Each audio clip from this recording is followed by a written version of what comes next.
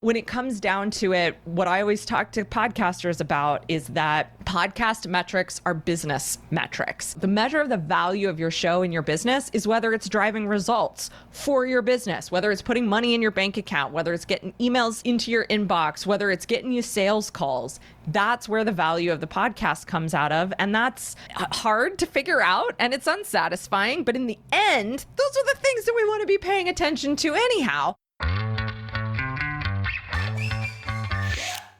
The number one question I get about this podcast is it worth it? So today we're going behind the scenes at Break the Ceiling to talk about it. I'm Susan Bowles and you're listening to Break the Ceiling, the show where we break down unconventional strategies you can use to save time, boost your profit, and increase your operational capacity. Today is a pretty special day. It's episode 50 of this podcast and we're just right around the first anniversary of the show. So I wanted to do something a little different and a little special to celebrate. And since we've been talking about investing in our businesses and trying to answer the question of whether or not an investment is a worthwhile one, I thought it would be fun to take you behind the scenes and talk through how and why I decided to invest in starting this podcast, how it all works behind the scenes, and a year into this thing, how I answer the question of, is it worth it? And to help me do that, I brought a friend. Tara McMullin is a small business strategist, and she's the founder of What Works, which is a community for small business owners. You've probably heard me mention it a few times on the show. She's also the host of the What Works podcast, and she's a co-founder of Yellow House Media, which is the company that helps produce this podcast. And I actually designed and planned the launch of Break the Ceiling inside a podcast mastermind that Tara and Sean, who's the other half of Yellow House, ran. So Tara's the one who ended up ultimately naming the show. She was the very first guest, and she's been working with me behind the scenes to actually produce the show. So she seemed like the perfect person to bring back for such a special episode. And we are definitely going to be talking behind the scenes stuff today, but I also wanted to bring Tara's perspective on evaluating the investment of a podcast, any podcast, not just this one. She's been running her own podcast for years. She's closing in on episode 300, I think, for What Works, and she's behind the scenes of all kinds of other shows at Yellow House. So she can really talk about evaluating the effectiveness of podcasts just in general. But before we jump into the interview, let me give you a little bit of background on Break the Ceiling, just generally. So the idea for the podcast came in about January of 2019, and my original plan was actually to launch in April of 2019. The reason I wanted to launch a podcast specifically versus some other media format was that I had really been struggling to get my ideas out when I was trying to write. And I hired copy coaches and lots of different people to help me become a better writer. And I did become a better writer, but it was always a real struggle for me. Every time I tried to kind of give energy to my voice, it came out in this really like filtered, stilted way when I was writing. And one of the things that I realized in my process was that I actually had to talk. So I would speak into a text recorder. So it would take what I'm talking and translate it into text so that I could edit it and turn it into a blog post or an email. And I realized that if the medium in which I'm comfortable communicating is audio, podcast seemed like a really logical transition for that. So I decided to take this step into creating a podcast because ultimately I thought the medium might be a better match for how I like communicating. Now, my goal for the podcast when I started out was really to tie it into my business. I've never intended it to be the next Joe Rogan show. I really just wanted it to get me inside of the head of the right people for my business. The goal for the show has always to be a way in which I bring in new clients. So finding the right format, positioning, and strategy really needed to make sense. And that's the reason I ended up ultimately joining the podcast mastermind with Tara and Sean, was to help me tie in the strategy for the show with what I wanted to accomplish in my business. One of the other kind of constructs of me creating the show was that I knew it was really important to be consistent. I wanted this to be the thing I was going all in on. It was going to be the main marketing channel for my business. And I really wanted to make sure that I was set up to be able to consistently put out quality content. And for me, that meant, I'm geeky. I'm going to look at the behind the scenes. What is the actual workflow that's required for us to create content on a consistent basis? And for me, that meant I wanted a production company behind the scenes. I didn't really want to spend the time learning how to do audio editing. I really wanted to put out a quality product, and me learning how to edit audio, one, I wasn't going to be that good at it to begin with. And two, it just wasn't a good use of my time. At the time when I started this podcast, I was still working full time. I was running ScaleSpark full time. And I knew there's just so many steps in producing an episode that I didn't want to have to worry about the actual audio editing. I wanted to focus on the creative part, the conceptual part. I wanted to talk to people.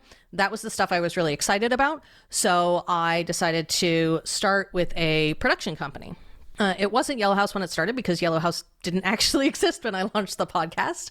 But as soon as Yellow House kind of came into existence, I switched to them, and we've been with Yellow House for most of that year, actually. And what they do behind the scenes is they help me with creative ideas. When I am thinking about how I craft the show, I craft in themes, which if you've listened to the show, you know. But sometimes, I'm stuck on coming up with a cool theme, or when I'm trying to lay out the individual episodes in the theme, sometimes I'll get 3 episodes in and can't figure out what the 4th episode is. So Tara and Sean are there to help me bounce creative ideas off of. They help me make sure that the content is aligned with my strategy. It's aligned with what I'm doing in my business. So originally, I was actually really concerned about the show because I was afraid I was going to get too geeky. You guys have heard me get really excited about software. I get really passionate about financial stuff, and I wasn't really sure that anybody was going to want to listen to that.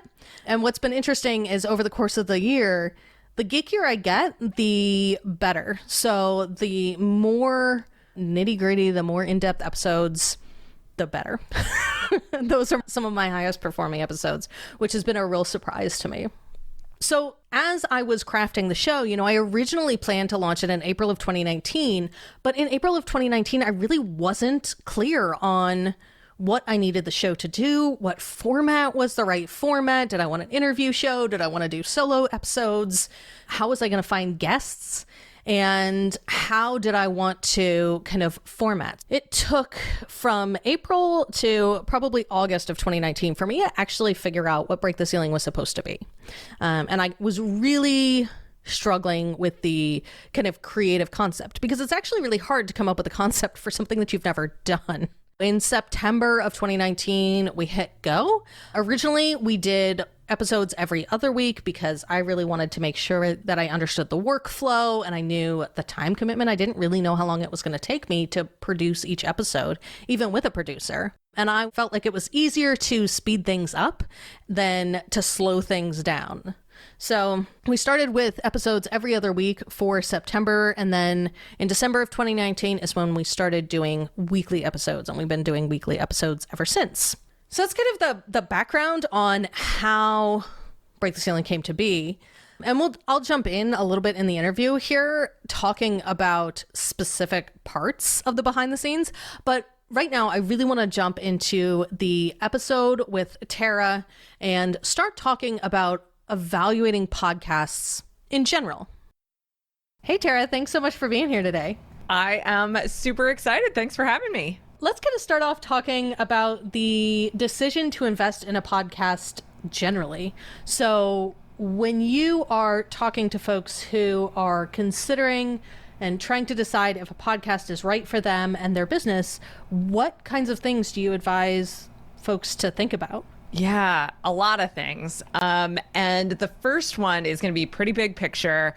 and I believe is a filter, like the ultimate filter of whether you should even continue having the conversation, which is, do you love podcasts? I hear from so many business owners, maybe not so much anymore, but I certainly was a year or two ago, wanting to know if they should start a podcast, but who either have never listened to podcasts, don't listen to podcasts on a regular basis, or just aren't excited about podcasts. Maybe they listen to a couple here or there, but they're just not excited about it. I truly believe that to produce a great show, you need to be listening to podcasts on a regular basis, and you need to be excited about them. It doesn't mean you have to listen to as many as I listen to. It doesn't mean it's the only kind of media that you consume, but I do think that you should have a love of audio content. So, I would also put maybe audiobooks or like public radio in that category as well. But I think there's something special, particularly about podcasts. And I think that if you love podcasts, you have a much better idea of what the possibilities for your show are. And because you have an idea of what those possibilities are, you're just going to have much more creative execution, more thoughtful execution on it. And that's going to make your show more successful. Just kind of as a very generalized statement, I just truly believe that's true. So that's the first thing. Tara is 100% right here. There is so much work that goes into producing a single podcast episode. So I tend to spend somewhere between 3 and 5 hours on each episode of the podcast. That's deciding on the content and booking guests and making sure that I've got the right person slotted in for the right episode, crafting questions, doing the interview, crafting the intros and outros, and editing the episodes for creative content. And that's not even counting all of the audio editing that happens on the Yellow House side. That's just my part of doing each episode, is somewhere in the range of 3 to 5 hours. So it's got to be something that you really enjoy, because it's such a commitment and there's so much effort that goes into each episode. The second thing is, what are you hoping the podcast accomplishes for your business? Again, a lot of folks come to us thinking that a podcast is going to grow their audience. And that is true to an extent, or it can be true to an extent. Audience growth marketing goal is not where I put podcasting in the sort of overall marketing strategy of a business. If you want to have a show that's listened to by a large group of people, or any kind of group of people, you need to have a group of people that you are presenting that show to. So podcasts are not so much for discovery the way that YouTube is, the way that blog posts can be via search engine optimization, or even the way that some social media platforms allow for. So Instagram has some really great discovery features to it. And if you work the Instagram platform in the quote unquote right way, it's possible to get your posts, your stories, your videos in front of people who've never heard of you before, who then can become fans. And while certainly some folks will discover your show that have never heard of you and will be excited about it, podcasts themselves do not have great discovery tools. So, right, you can go into Apple Podcasts, you can go into Overcast, Stitcher, Google Podcasts, Spotify, whatever app you use, and you can search for podcasts, or you can go to the category listings, or you can go to the top charts. Those things all suck for finding new shows, right? This is like the perennial podcast enthusiasts' problem, is that we get served the same shows over and over and over again, because that's just what the podcast directories show us, because they don't have any other way of surfacing new shows the way that, say, YouTube does, right? You watch one video on YouTube, and then YouTube wants you to watch 15 other videos from different people on the same topic or on an adjacent topic. That's how audiences get built. So podcasting is not so much for building an audience as it is for nurturing an audience. So if you come to me and you say, Tara, I've got a big audience, or I've got an audience of people and I want to connect with them more. I want to teach them things. I want to entertain them. I want to build a deeper relationship with them. Like, great. Time to invest in a podcast. That's a phenomenal idea. But if your number one marketing goal is growing your audience, there are better things you can do than invest in a podcast. Facebook ads, social media strategy, search engine optimization. I would put those all before, and not in that order, by the way. I listed them in a weird order, just to clarify. So I would put all of those things first. And again, that's not to say that a podcast can't grow your audience or won't grow your audience. It absolutely will, but that's not its job. And so it's not a good reason to invest in one. And then I think the third thing that I really want to know from people, and this is something that we really work with people on at Yellow House Media as well, is I want to know how this podcast fits into their business model. So I find that a lot of people have a hole in their business model that they can actually fill with a podcast. And the reason, I'll explain this a little bit more, and I'm sure it'll come up again later, because this is a really big part of how we do what we do at Yellow House. It's a big part of how I do what I do with my own show and my own other company. But because podcasts require such an investment of time, even though they are marketing for your business, they are also a product that your business creates and offers. We are asking a huge investment of people. You know, I put out 2.5, 3 hours of content every month, 45 minutes every single week for people to consume. This month, we're putting out even more than that. That's a lot. The people who listen to our show week in and week out without fail, that's more than a lot of our paying customers consume paid media that we create. So that investment means that it is a product level type of asset that you are creating, type of media that you are creating. And so I want to know, where do you see this podcast fitting into your business model? How does it relate to the products or services that you actually sell? And then I want to figure out, how do I see how it fits into your business model? Because I have obviously it's always different. Yes, it's always a little different.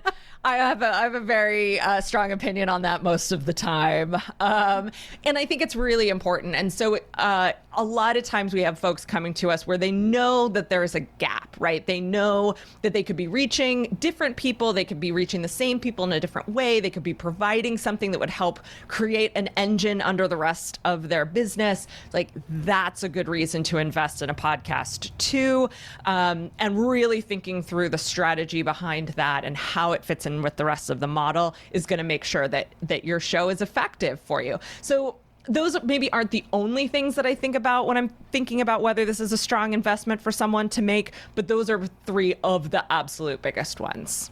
Yeah, so let's dig in a little bit more on the tying your podcast to your business and your business goals and your business model, because when I was working through figuring out what Break the Ceiling was, I decided, I guess in December of 2018 that I wanted to launch a podcast in 2019, but that was as far as I had gotten. And originally I had intended it to launch in April of 2019. And when we started working together, this was the piece that took me so long to just kind of get my head wrapped around and figure out how to craft the show around what I wanted my business to do and how that relationship needs to work together. And that was really one of the hardest things for me, was just envisioning that first bit. So can you talk a little bit more about those relationships and how that needs to work together?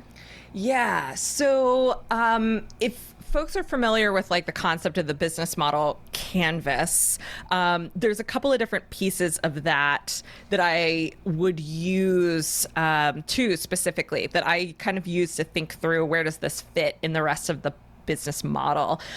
One is value proposition, or the job to be done. And then the other one is relationship. And so value proposition for a podcast is huge because of the investment. We don't think about the TV shows that we watch as having a value proposition, or the radio that we listen to as having a value proposition. But there is one there, right? And it's to entertain. And it's very simple, and the expectation is there, and also just the barrier to entry is so easy. It's gotten a little harder now with ironically, with all of the streaming services, where you have to kind of know what you're looking for as opposed to being presented with things.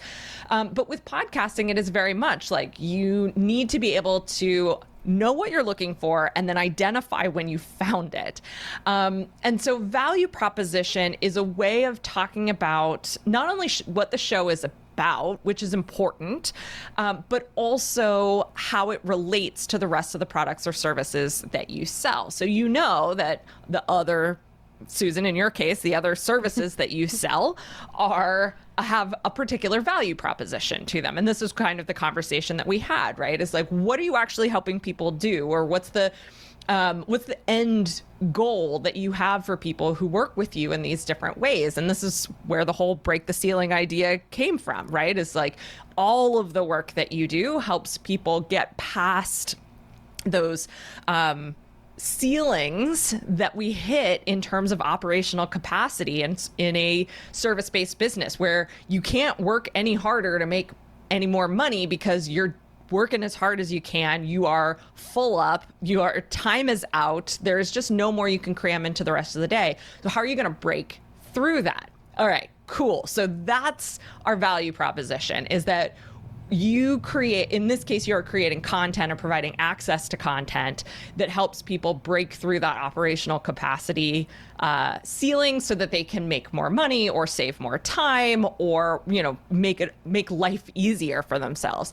That's your value proposition, not only for the services that you sell, but now it's the value proposition for the podcast. And the closer that we can align those value propositions, the easier it is to use the podcast to sell your product or service. So while on the podcast side, you are providing access, you are creating sort of informational guides, and that's the part of the value proposition that's specific to the podcast. And in your services, you're working with people directly, you're speaking to their money needs, you're speaking to their sort of mindset needs, their operational needs.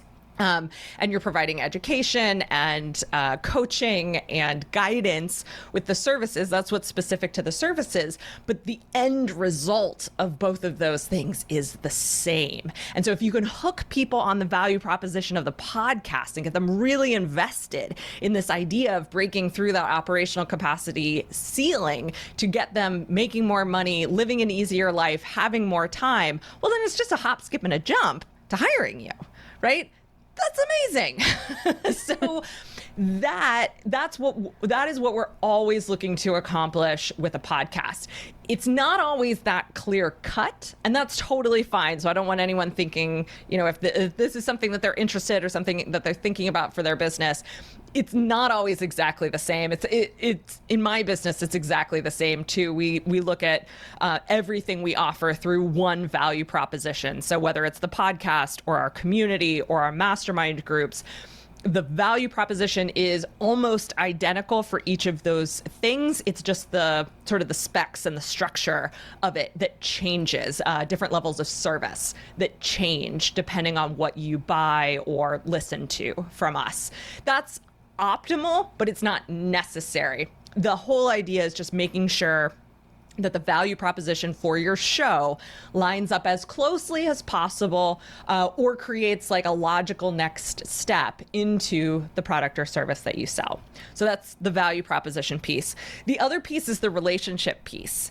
And it's a business model question. It's a branding question. It's a sort of delivery question. And it may sound kind of fluffy, but to me, it's super duper important. A podcast by its very nature creates an intimate relationship. There's been studies done on how the fact that normally we listen to podcasts through earbuds, like someone's voice is literally being deposited onto our eardrums by the devices we use to listen to these things, that we have this sort of heightened experience of intimacy while we're listening to a podcast. So I want to be really clear when I'm working with a podcaster what kind of relationship they want to create through this show, so that they don't create a relationship that's going to hurt their business, right? And that doesn't mean like a harmful relationship. It just means, if you want to be seen as a coach, but instead you're seen as a teacher, those are two very different things. And they don't transfer well, right? Or if you want to be seen as an expert, but instead people are kind of thinking of you as a best friend, that doesn't work. That's not going to get people to where they need to be to feel like they can trust you to buy from you. So understanding what that relationship is that you're actually looking for from your show is really important. How do we figure that out? We go back to the rest of the business model. What is your relationship with your customers on the products or services that you sell? And how do we take that relationship and carry it through to the podcast? Again, it might not look exactly the same, but we want it to be as close as possible, or we almost want it to be sort of heightened or exaggerated so that when they're working with you either at a distance or very closely, they have the feeling that the relationship they already have with you from the show, because that will happen, carries over directly into working with you in your product or service. And that creates just a very natural tie from the show to buying from you. So those are two factors of how the podcast actually fits into the business model as opposed to just sort of being a random piece of marketing. Tara said something to me pretty early on when we were working together, and I was kind of struggling with trying to figure out what the value proposition of Break the Ceiling was supposed to be and how that was supposed to connect to actually working with me. She said, create it so that the next logical step is hiring you. And that has really stuck with me because it is a lens through which I can think about how to create themes. So a lot of the times the themes connect to things that I am actually doing in person in my business. We think about it when we're crafting ads or the calls to action on the show. How do we craft it so that the next logical step is hiring me? Not necessarily that there's not an inherent value in the podcast, because there is. You get to hear the kinds of conversations I have with clients. And that's really one of the main goals of the podcast is for you get to hear what I'm thinking, what I'm feeling. In general, I'm pretty unfiltered. But for me, trying to figure out how to make sure that I am continuing to tie the podcast to what's happening in my business, and sometimes Tara has to remind me about this, is just making it the next logical step. So like she was talking about, my value proposition of the podcast is that you hear ideas and creative solutions to help you bust through your operational capacity ceilings. That's the same thing that happens when we work together. Or if you do Think Like a CFO, or we work together one-on-one, we're always going to be talking about those issues. The podcast can be a way for me to expose people doing really cool things operationally or with cool pricing models or business models, and put it out there to help you combat your default decisions, combat your, I should do this. Somebody told me I should do this. And to really promote you creatively thinking about the operations in your business. Now what? That's the question I hear from a lot of service-based business owners. Maybe you've been asking yourself, now what too? You've built your business from the ground up, and your business works, but maybe it's not growing. You keep bumping into a ceiling on how many clients you can take on and maybe how much money you can make. And maybe now you're even wondering if your business has staying power. You might be keenly aware of how small challenges could easily balloon into big problems as the market and the economy change. I help entrepreneurs decide how to take action so they can build more resilient business that's primed for growth. I combine strategic thinking with a background in business finance, data, and operations to see the patterns that have your business bumping against a growth ceiling.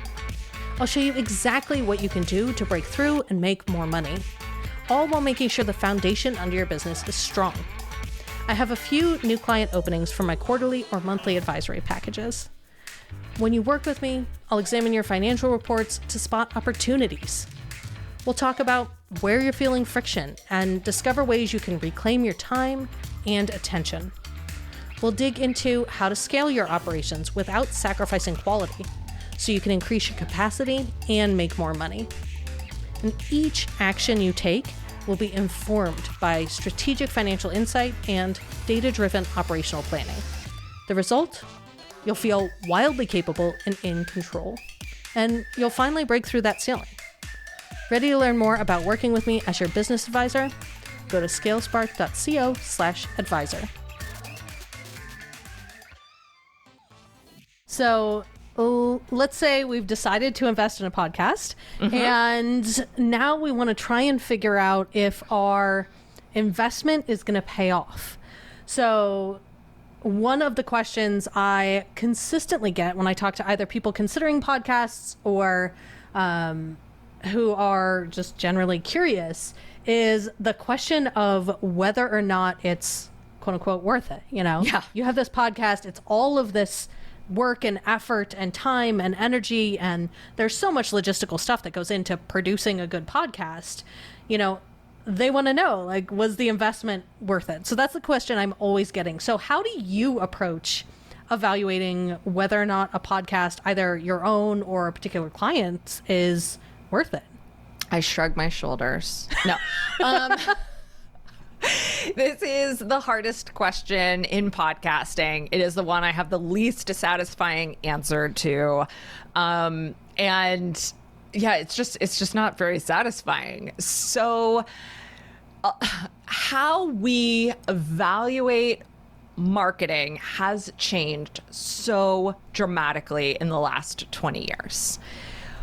Previous to the internet, and certainly previous to today's social advertising, pay-per-click advertising, marketing was measured very, very differently. We looked at reach, we looked at relationship, we looked at, can people recall the ads that they saw, or, can they sort of verbally attribute where the business came from, or where their knowledge of you as a business came from.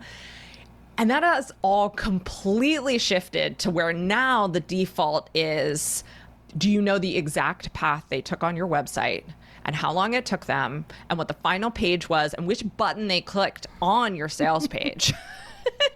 And if you don't know those things, then you are a bad business owner, right? Like, the way we measure marketing today is so detailed, so precise, and the bar has been raised so high on what actually constitutes attribution, where people come from, what creates this, like what messaging creates the sale, what color the button should, like, it's just ridiculous, all of the things that we have to measure.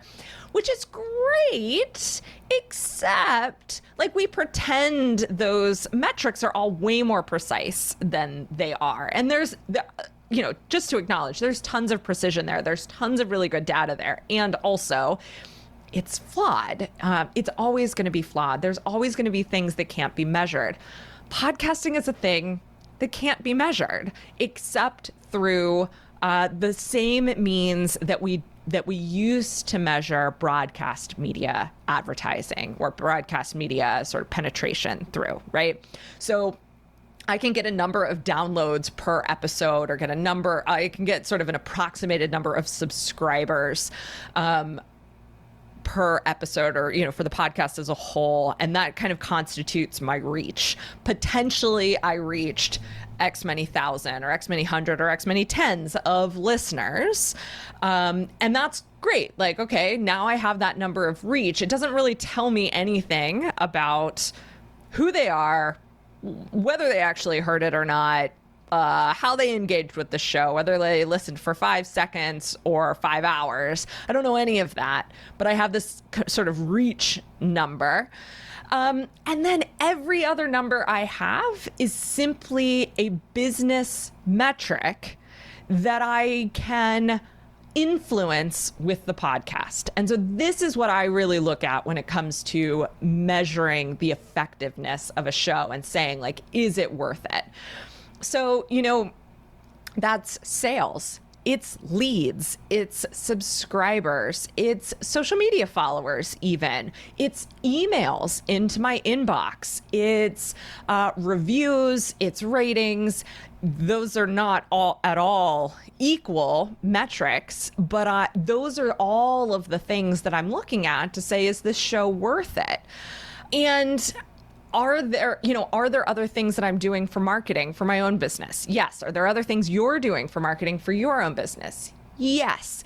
Can I separate the podcast from those other things? No. And so, like I said, this is a really unsatisfying answer, because the truth is I can't actually measure whether it's worth it in the same way I can measure, did that Facebook ad convert? Did I rewrite that blog post in a way that's going to get the search engine's attention, and now I can see that my traffic has gone up? I can't measure my podcast that way. But there are all sorts of other things that tell me whether the podcast is working. When a new customer comes through and they said, I heard X podcast episode, and then I heard the ad and I was like, oh my God, I need that. I know the podcast is working, right? Because if one person tells me that, there's 10 or 20 or 100 other people that was their same experience. If I get a hot lead and they say, I came from the podcast, or I've been listening to the podcast for months and I finally just decided I got to take the next step with you, then I know the podcast is working. If I get a message from someone that says, my friend recommended the show, I just started listening and I absolutely love it, this is what I've been looking for years, I know the podcast is working, right? Because again, if there is one instance of that, there's 20 or 100 or 1,000 instances of that out there that I don't know about. That said, so kind of leaving the unsatisfying answer behind, what I do really love to hear, though, so putting more of the producer hat on rather than the podcaster hat, is when we've got someone's business like yours or some of our other podcasters where their show is their main marketing channel, and they are a service-based business that is selling a high-ticket service or even a high-ticket sort of like group kind of offer. And they come back, they write us an email, they tell us on our next strategy session that I just booked a new client. I got a pretty good idea of what that lifetime value is on that client. And, you say, they came from the podcast. Well, that might have paid for all of your podcasting investment, at least financially, if not time-wise, for the last 6 months, right? Or even just the last 3 months. That tells me the podcast is worth it too. Because again, if one person actually tells you that, then the next 2 clients might have come from the podcast too and not tell you, right? And so we can get better at asking about those things. We can get better at sort of documenting the anecdotal pieces of whether the show is worth it and measuring and evaluating it that way. But when it comes down to it, what I always talk to podcasters about is that podcast metrics are business metrics, and that it is foolish and foolhardy to look at whatever metrics your podcast host spits out or whatever platforms you're using, whatever metrics they spit out, as a measure of the value of your show. The measure of the value of your show in your business is whether it's driving results for your business, whether it's putting money in your bank account, whether it's getting emails into your inbox, whether it's getting you sales calls. That's where the value of the podcast comes out of. And that's hard to figure out, and it's unsatisfying. But in the end, those are the things that we want to be paying attention to anyhow. So while it's unsatisfying, it's also very promising in that it keeps us focused on metrics that matter as opposed to vanity metrics. For me, at Break the Ceiling, when I was evaluating making this investment, I set a few key metrics. I wanted to know, my number one goal was for the show to bring me new clients. So I needed to figure out how to track whether or not I was getting new clients. So I decided to ask. When you book a sales call with me, I ask you how you heard about me. And I was looking for people to say that they'd heard about me on my podcast, other people's podcasts. I wanted to figure out, what was the podcast doing and was it actually bringing new clients? So that was really my biggest goal, big picture for the show. And one of the things that I knew going in was that I'd talked to other people who had service businesses who had a podcast, and I asked them, how long did you really have to invest in producing a podcast before you started to see some results? Like, what is the expectation that I should be setting here in terms of time frame? And mostly what I heard from those people was like 6 to 12 months is a good measure of how effective if it's working or not. And so for me, I set a kind of a benchmark that I was going to look in January of 2020. I was going to take kind of a read of what I'd seen in January of 2020. And then I was really going to actually go full speed into this podcast. I was going to go all in for a year. And at the year mark, I would evaluate what kinds of results have I seen from this investment. So January of 2020 was probably when I started seeing a glimmer of me not speaking into the void. I started to have conversations with people that were like, oh yeah, I listened to the podcast, or hey, I heard that episode, I really liked it. I started to get a little bit of realization that there were, in fact, people on the other end listening to the show. So that was my first positive indicator of, hey, people are listening and they are liking the content. What I started to see around, I think it was about 8 months in, is that's the point at which when people were booking sales calls, they started to mention the podcast. So it was a pretty long time between starting the podcast and actually seeing some business results. But I knew that going in. I knew that the podcast was going to be a long game. It's like SEO or any other kind of long-term investment. So everything was kind of going according to schedule for me, and it was starting to produce some results. And really, that was my biggest metric in terms of measurement was, is it bringing me visibility? Is it bringing me new clients? And for me, it was. So you've been here at Break the Ceiling since the very beginning. You were the one who came up with the name for the show. You were the first guest, and now your company, Yellow House, produces the show. So you've been a really integral part of this journey for me.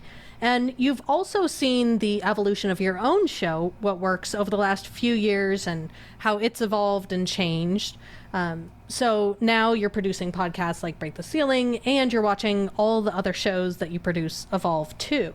So how does your evaluation of the success of the shows you produce differ from your evaluation of the show where you are the creator? So how does your role in the show kind of change how you view or evaluate the success of it?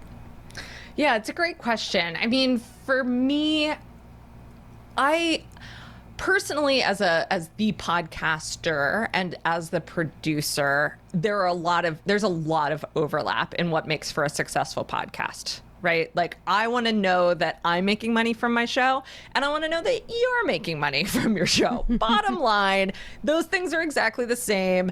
And I get just as excited when you make a big sale, or when Nancy makes a big sale, or when Gillian makes a big sale, whoever. I get just as excited from that as when someone says, oh, I just joined because of the podcast. To me personally, and I can see that in my bank account.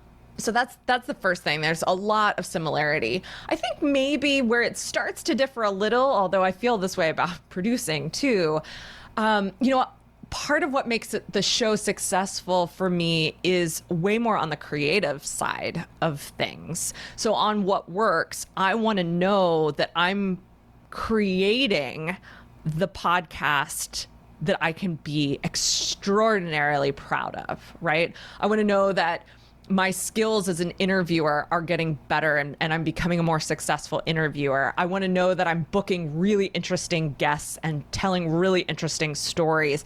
And so, the success of sort of that, the storytelling side and the sort of guest curation side. I want to feel really positive about the success of that.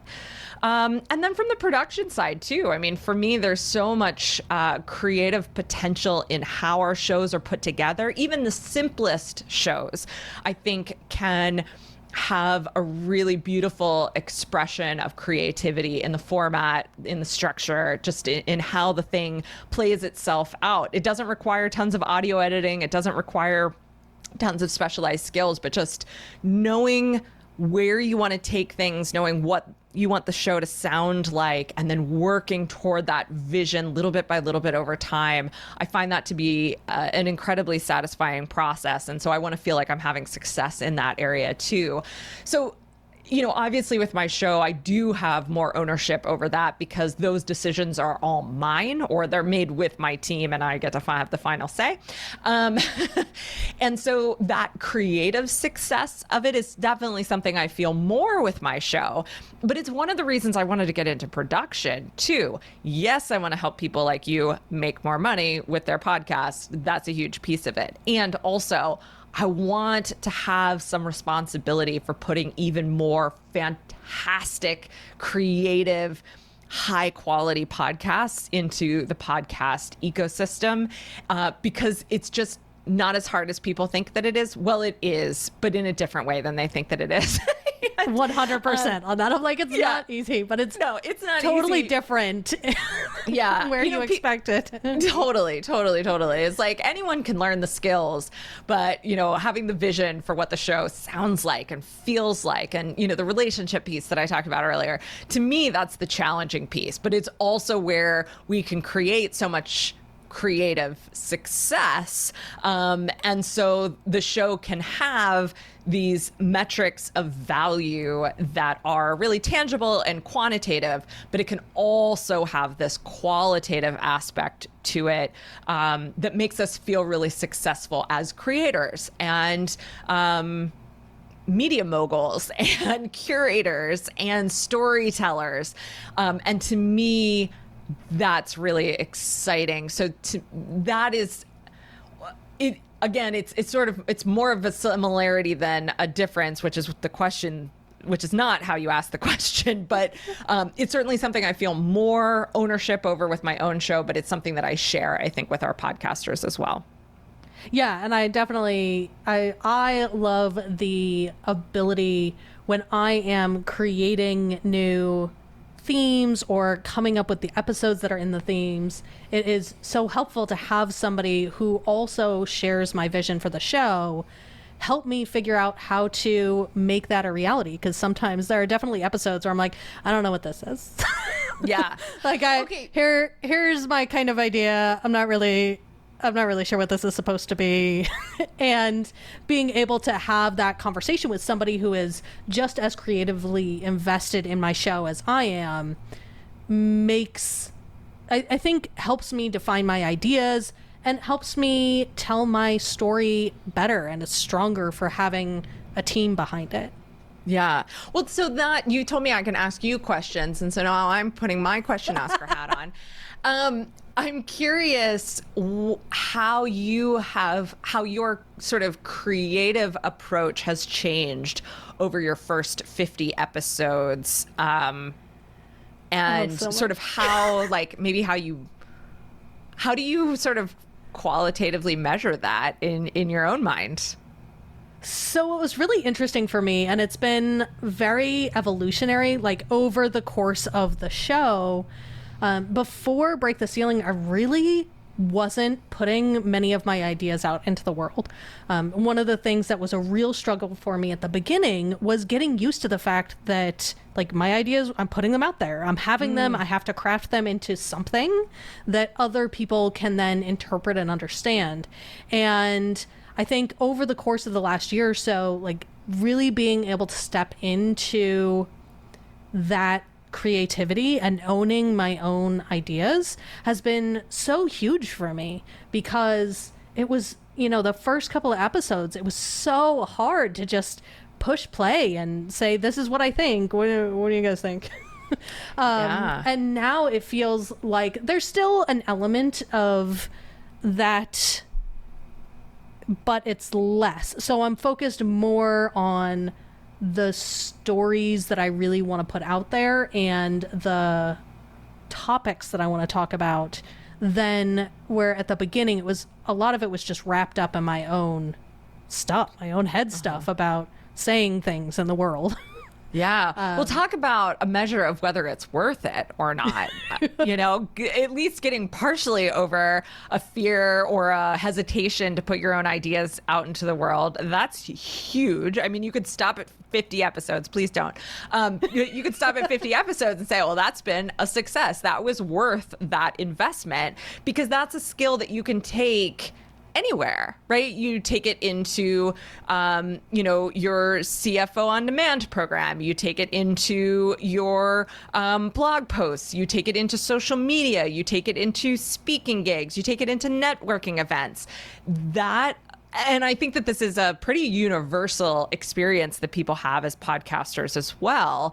I was very comfortable putting my ideas out into the world before I started my podcast, but the experience of it has completely changed over the last 5 years. And that has been a huge part of how I measure the success of the show as well. Totally. That's completely worth it. I know I know people love numbers and metrics, but I think these things are really important too. Yeah, and I definitely I feel like having the podcast actually gave me and helped me define what my voice is, because I wasn't consistently writing before that. I wasn't doing an email. I wasn't consistently putting a blog out. And so just my voice changed by virtue of literally speaking. And the framework for the show allows me to kind of structure my ideas by nature of having themes that have specific episodes and a specific, story arc that I'm trying to tell. The different parts and pieces of each theme allows me to test out my ideas and talk through that kind of thought process in a really it just feels so much more natural to me than it ever did when I was trying to write those ideas out. And that was one of the reasons that I settled on a podcast, was I kept trying to write a blog post, or I kept trying to write an email. And every time I did it, I filtered myself to such a point that it just didn't ever sound like me. And so the podcast started as this thing that, I had started talking to record, voice to text for my blog posts so that I could try and sound a little bit more like me when I was writing. And that kind of naturally evolved into, well, instead of trying to make my voice into writing, why don't I just make my voice my voice? And then I don't have to try and, then I'm naturally unfiltered. Love it. Yes, absolutely. So I think that's probably one of the biggest ways that, at least internally, the show has really created value for me personally as a business owner, and just helps me clarify my ideas, which I love. Yeah, absolutely. So is there anything you think we should talk about that we haven't talked about yet? I think just to circle back to the difference between using your show to grow your audience and using your show to nurture your audience and build a more intimate relationship to your audience, I want to make that a little bit more concrete for people, because I don't think I spoke about it this way when we were first talking about it. Anyhow, I think what a lot of people think about when they think about using a podcast as part of their marketing is that their podcast is going to be the top of their sales funnel. People will find the show, they'll listen, then they'll get on their email list, and then from their email list, maybe they'll join a webinar, and then from the webinar, they'll buy, right? In my experience, that is not how things work. Same here. Yeah, and there's literally no one I know who works this way, and we've got shows in our kind of the suite of shows that we produce, some that are getting less than 100 downloads an episode, some that are getting thousands of downloads an episode. So I can see this for even different sizes of audience, different types of creators, different types of business models. Every single one of our clients, their show falls much closer to the middle, if not closer to the bottom, like the very last step before purchasing of their sales funnel. And so, like I said, much closer to the beginning. I think to be successful with a show, you have to have people to talk to in terms of an audience, people to share the show with. It doesn't have to be a lot of people. It could be 10 people, right? Like we've certainly launched shows with people who we've asked them to put together like a friends and family list, essentially, to launch their show to. But having even that idea of an audience first and then introducing them to the show is much more how that sales funnel piece works when it comes to a podcast. And my perspective on this has changed so much over the last 5 years, because that's what I thought too when I started podcasting. I didn't know how the show fit into my marketing strategy. I didn't know how the show fit into my business model. All I knew was that people were growing audiences with podcasts. Now, again, this was 5 years ago. This is a long time ago, and it felt like we were late to the party then. Not that anyone is late to the party now. There is plenty of room for more podcasts. But at the beginning, I just thought, I'll produce more media, more people will find me. This will grow my audience. I'll use it to build my email list, and then I'll sell people from there. And it did not work. It just did not work that way. I can't say that nobody followed that path, but that wasn't the pathway that actually created sales, nor did it create my podcast audience either. The podcast audience came from my email list. And so if people are already on your email list that are listening to your show, they don't need to join your email list again. It means that they're in the middle of the funnel. So whether you think about funnels or ecosystems or buyer's journeys, I'm using sales funnel language, which is not my favorite just because it's pretty ubiquitous.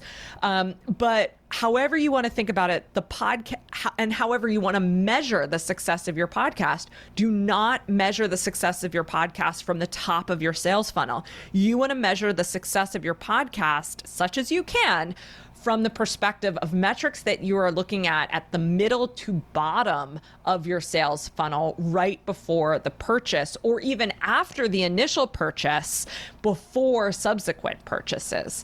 So that, I think, is a really important piece of measuring the worthiness of the investment when it comes to podcasting. And it's just so counter to how so many people come to podcast as marketing for their small business.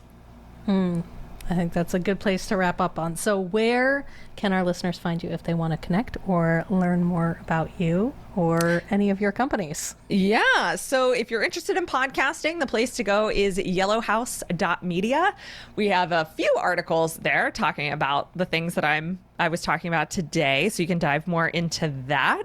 And then if you're interested in my show, you can find What Works on your favorite podcast directory. Just search it up, as my daughter would say, and it'll be right there.